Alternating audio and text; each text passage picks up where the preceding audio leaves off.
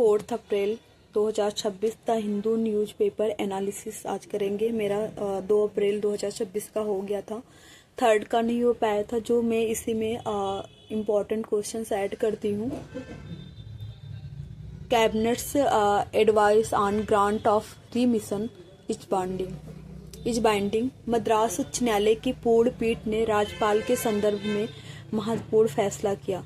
यह जो मद्रास के हाई कोर्ट है वो पूर्ण पीठ, यानी कि इसमें 5 जज या 5 जजों से ऊपर की पीठ होती है, राज्यपाल के संदर्भ में महत्वपूर्ण फैसला दिया है और निर्णय किया है कि मद्रास हाई कोर्ट ने निर्णय किया है कि राज्यपाल को संविधान के आर्टिकल 161 के तहत कार्य करते समय मंत्रिपरिषद की सलाह का पालन करना अनिवार्य है। राज्यपाल किसी भी परिस्थिति में अपने विवेक के आधार पर निर्णय नहीं ले सकते।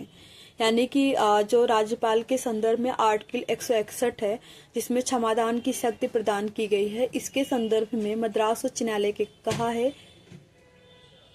कि अगर राज्यपाल को क्षमादान देना है तो अपने विवेक के अनुसार नहीं दे सकते हैं, उनको मंत्रिपरिषद की सलाह लेना अनिवार्य है, उनकी सलाह का पालन करना अनिवार्य है। अब हम देखेंगे आर्टिकल 161। राज्य के राज्यपाल को राज्य कानूनों के विरुद्ध अपराध के लिए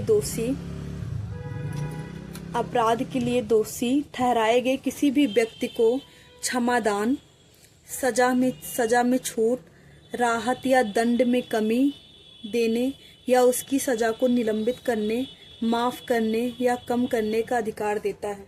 जो आर्टिकल 161 है वो राज्यपाल को मृत्युदंड का क्षमादान करने का अधिकार नहीं देता, ये सिर्फ राष्ट्रपति को है। जैसे ये हमारा जो न्यूज में है, मद्रास हाई कोर्ट ने ये राज्यपाल के बारे में ये निर्णय लिया है, तो इससे हमारा ना क्या कहते हैं सब्जेक्ट भी पढ़ते हुए चलेंगे। जैसे राज्यपाल आ गया तो हम कोशिश करेंगे कि राज्यपाल का पूरा चैप्टर MCQ हम पढ़ लेंगे। ये हमारा सुप्रीम कोर्ट के पूर्व निर्णयों का उल्लेख, जो मद्रास हाई कोर्ट है वो सुप्रीम कोर्ट के पूर्व निर्णयों का उल्लेख किया है कि मद्रास हाई कोर्ट ने कहा है कि यह मुद्दा पहले ही सुप्रीम कोर्ट द्वारा तय किया जा चुका है, कि मतलब जो राज्यपाल क्षमादान करने की शक्ति है वो मंत्रिपरिषद की सलाह पर होगा। सुप्रीम कोर्ट ये पहले ही निर्णय ले चुका है, मद्रास हाई कोर्ट ने कहा है। और जो सुप्रीम कोर्ट ने 1980 के सुप्रीम कोर्ट के संविधान पीठ के एक निर्णय का उल्लेख किया है। इस मामले में सुप्रीम कोर्ट ने स्पष्ट किया था कि गवर्नर के लिए अपनी क्षमादान शक्तियों का इस्तेमाल करते समय मंत्रिमंडल की सलाह मानना अनिवार्य है। एक मारू राम मामला आया था, तब सुप्रीम कोर्ट 1980 में ने कहा था कि गवर्नर के लिए, राज्यपाल के लिए अपनी क्षमादान शक्तियों का इस्तेमाल करते समय मंत्रिमंडल की सलाह लेना अनिवार्य है। सेकंड हमारा है education ministry notifies NCERT as deemed university, यानी कि शिक्षा मंत्रालय ने national council for education research and training NCERT की डीम्ड टू बी यूनिवर्सिटी घोषित किया। इस निर्णय से NCERT अब अपने कार्यक्रम चला सकेगा, डिग्री प्रदान कर सकेगा। NCERT यह निर्णय यूनिवर्सिटी ग्रांट कमीशन UGC की विशेषज्ञ समिति के सिफारिश के आधार पर होगा।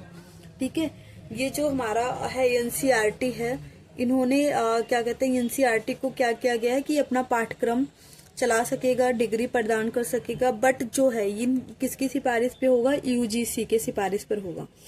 बट NCERT को कुछ शर्तों का पालन करना होगा। NCERT को किसी भी प्रकार की व्यवसायिक या लाभ कमाने वाली गतिविधियों में शामिल होने की अनुमति नहीं होगी। NCERT को किसी भी प्रकार की व्यवसायिक या लाभ कमाने वाली गतिविधियों में शामिल की अनुमति नहीं होगी। सभी शैक्षणिक कार्यक्रम UGC और संबंधित वैधानिक निकायों के मानकों के अनुरूप होने चाहिए। ऑफ कैंपस या विदेशी कैंपस शुरू करने के लिए UGC के दिशा निर्देशों का पालन करना अनिवार्य है। NCERT अगर विदेश में कैंपस शुरू करना चाह रहा है या ऑफ कैंपस शुरू करना चाह रहा है तो किसका दिशा निर्देश होना चाहिए, UGC का, यानी कि यूनिवर्सिटी ग्रांट कमीशन का। मान्यता और गुणवत्ता पढ़ेंगे। NCERT को अपने पाठ्यक्रमों के लिए national board of accreditation (NBA) से प्राप्त करने के प्रयास करने होंगे। हमारा थर्ड है MHA revise classification of LWE districts. केंद्रीय गृह मंत्रालय ने देश में वामपंथी उग्रवाद LWE से प्रभावित जिलों को पुनर्वर्गीकरण किया है। पहले की मोस्ट अफेक्टेड श्रेणी को हटाकर नई श्रेणियां बनाई है। नई श्रेणियों में 3 श्रेणियां हैं। LWE अफेक्टेड, यानी इसमें छत्तीसगढ़ का जिला बीजापुर, पश्चिमी सिंहभूम झारखंड का है। सेकंड हमारा है district of concern, Kanker Chhattisgarh का कांकेर है। थर्ड है लेगेसी एंड ट्रस्ट डिस्ट्रिक्ट, कुल 35 जिले शामिल है इसमें। वर्गीकरण का आधार, नया वर्गीकरण इन क्षेत्रों में हिंसा की तीव्रता में बदलाव को दर्शाता है, जबकि LWE प्रभावित यानी वामपंथी उग्रवाद प्रभावित जिलों की संख्या 2024-25 की तरह 38 ही बनी हुई है। रेड कॉरिडोर में उल्लेखनीय कमी आई है। 2005 में 200 प्लस जिले, 2026 में केवल 2 जिले। उद्देश्य, यह वर्गीकरण विभिन्न योजनाओं के तहत संसाधन के आवंटन का आधार बनेगा। LWE यानी कि वामपंथी उग्रवाद की बदलती स्थिति को देखते हुए समय समय पर समीक्षा आवश्यक है, ताकि रणनीति वास्तविक स्थिति बनी रहे। थर्ड हमारा है INS अरिंदामन। रक्षा मंत्री ने देश की INS अरिंदामन को औपचारिक रूप से भारतीय नौसेना में कमीशन किया है। रक्षा मंत्री ने देश की INS अरिंदामन को औपचारिक रूप से भारतीय नौसेना में कमीशन किया है। यह अरिहंत क्लास SSBN की तीसरी पनडुब्बी है। यह स्ट्रेटेजिक फोर्स कमांड के अंतर्गत आती है, मतलब इसका संचालन करता है स्ट्रेटेजिक फोर्स कमांड। भारत की न्यूक्लियर ट्रायड का महत्वपूर्ण हिस्सा है। यह भारत की न्यूक्लियर ट्रायड का महत्वपूर्ण हिस्सा है। INS अरिंदामन परियोजना और निर्माण। SSBN परियोजना की शुरुआत advance technology vessel project ATV के रूप में हुई थी। इसका निर्माण शिप बिल्डिंग सेंटर यानी SBC द्वारा किया जा रहा है। पहली पनडुब्बी 2009 में लॉन्च हुई, 2016 में कमीशन हुई। दूसरी पनडुब्बी INS अरिघाट को अगस्त 2024 में कमीशन हुई।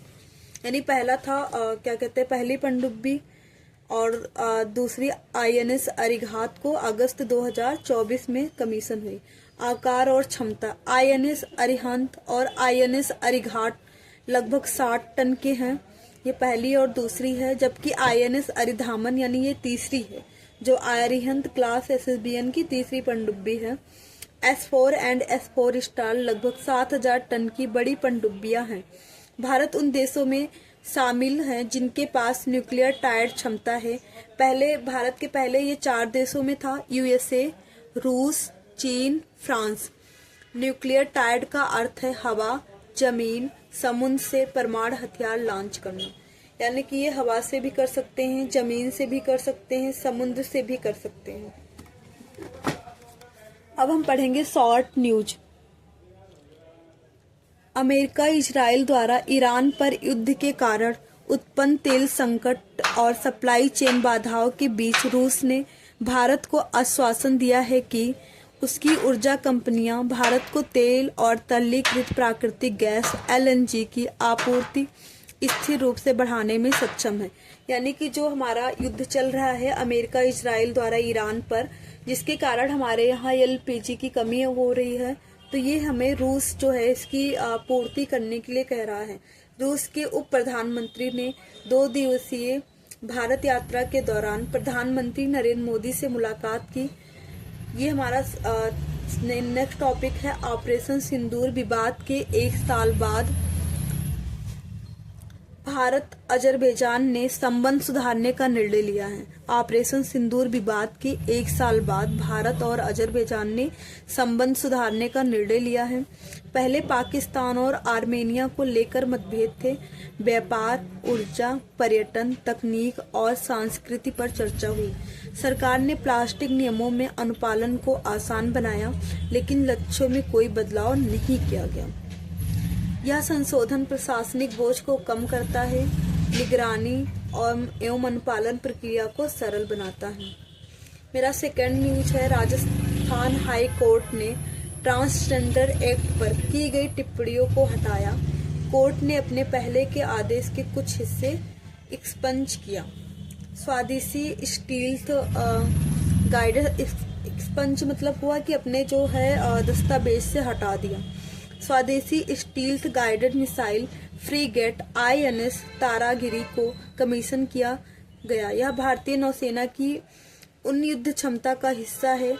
यह आधुनिक तकनीक से स्टील्थ जहाज है। यूरोपीय एयरलाइंस एशिया के लिए सीधी उड़ानों में प्रतिस्पर्धा कर रही है। एशिया में यात्रा मांग तेजी से बढ़ रही है। एयरलाइंस नए रूट शुरू कर रही है लंबी दूरी का। बस आज का हमारा यहाँ तक का था। कल हम 5 अप्रैल का स्टार्ट करेंगे। Thank you class.